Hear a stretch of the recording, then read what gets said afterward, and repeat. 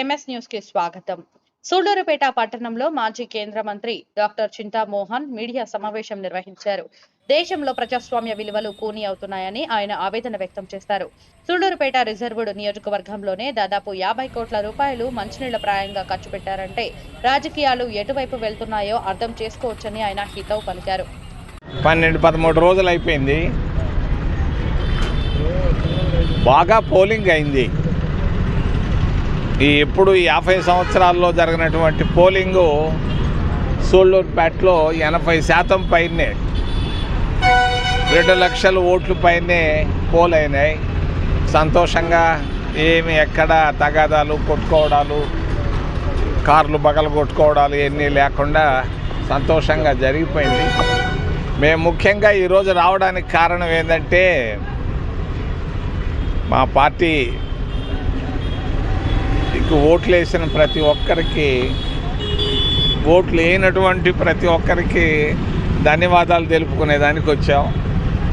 మరి మేము రేపు ఎన్నికల్లో గెలవచ్చు, ఓడిపోవచ్చు. ఓడినా గెలిచినా మేము ప్రజలకు అందుబాటులో ఉంటాం. ప్రజా సమస్యలు, న్యాయమైన సమస్యలు పరిష్కారానికి మేము గట్టి కృషి చేస్తాం. ముఖ్యంగా 2 సమస్యలు ఉన్నాయి. ఒకటి, శ్రీ సిటీలో 60,000 మంది పనిచేస్తున్నారు. మిగిలిన ప్రాంతాల్లో అప్పాచి వీటన్నిటిలో కలుపుకుంటే ఒక 10-15,000 మంది, 75,000 మంది కార్మికులు ఇక్కడ పనిచేస్తున్నారు. ఈ కార్మికులకు వేతనాలు అనేది చాలా దుర్లభంగా ఉంది. ఒక 10,000, 11,000 ఇచ్చి ఆపేస్తున్నారు. ధరలు బాగా పెరిగిపోయినాయి. మరి నిత్యావసర వస్తువులు అందుబాటులో లేక కష్టాలు పడుతున్నారు. పిల్లకాయల చదువులకి, తర్వాత ఇంటి బాడుగులకి, మరి అవసరానికి కావాల్సిన ఆహార పదార్థాలు వీటన్నిటికీ వచ్చే జీతం జాలటం లేదు. మేము రాబోయేటువంటి రోజుల్లో శ్రీ సిటీలోనూ అప్పాచిలోనూ అక్కడ ఉన్నటువంటి కార్మికుల సమస్యల పరిష్కారానికి గట్టిగా కృషి చేస్తాం.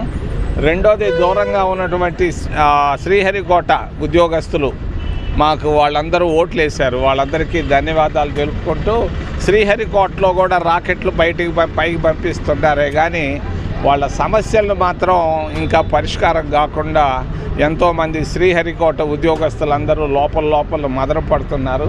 వారి సమస్యలను మేము కేంద్ర ప్రభుత్వ దృష్టికి తీసుకెళ్ళి తప్పనిసరిగా వారి సమస్యలు కూడా పరిష్కారం చేసేదానికి కృషి చేస్తామని తెలియజేస్తూ, మొన్న జరిగినటువంటి ఎన్నికలు మన సూళ్లూరుపేట రిజర్వ్డ్ సీట్లో కూడా ఒక 50 కోట్ల పైనే ఖర్చు పెట్టారు.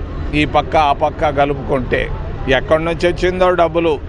మరి మా శివయ్యకి మాత్రం శివ పూజలు చేసుకుంటా కూర్చున్నాడు ఏమీ లేకుండా.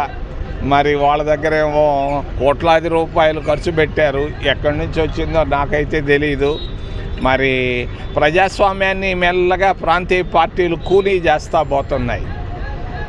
ఏంది, డబ్బులు ఇచ్చి కొనుక్కొని ఓట్లు వేయించుకునే కార్యక్రమం ఉంటేమి, ఊడిపోతే ఏమి, దానికి ఎందుకు ఓటింగ్ ఎందుకు, తర్వాత మరి భారత రాజ్యాంగం ఎందుకు, మోడల్ కోడ్ ఆఫ్ కాండక్ట్ ఎందుకు, ఎలక్షన్ కమిషన్ ఎందుకు, పోలీసులు ఎందుకు, ఎవరి డ్యూటీలు వాళ్ళు చేయలేకపోతున్నారు.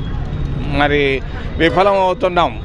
ప్రజాస్వామ్యాన్ని బలహీనం చేసుకుంటూ పోతున్నాం. భారతదేశం అనేది ప్రపంచంలోనే గొప్ప ప్రజాస్వామ్య దేశం.